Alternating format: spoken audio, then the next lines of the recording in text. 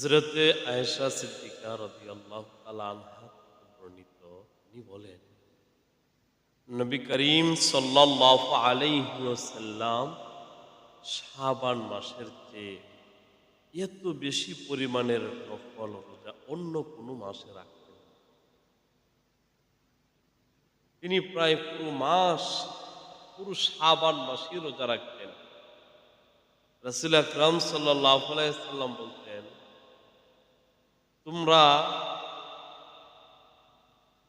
যার যতটুকু শক্তি সামর্থ্য আছে ততটুকুই নফল রোজা রাখো, নফল নামাজ পড়ো, ততক্ষণ পর্যন্ত পড়তেই থাকো যতক্ষণ পর্যন্ত ক্লান্ত না হও।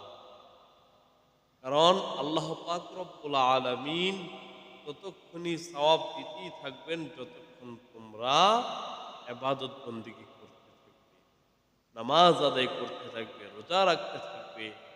এই শাবান মাস অত্যন্ত ফজিলতের একটা মাস। এই মাসেই রমজানের প্রস্তুতি গ্রহণ করা।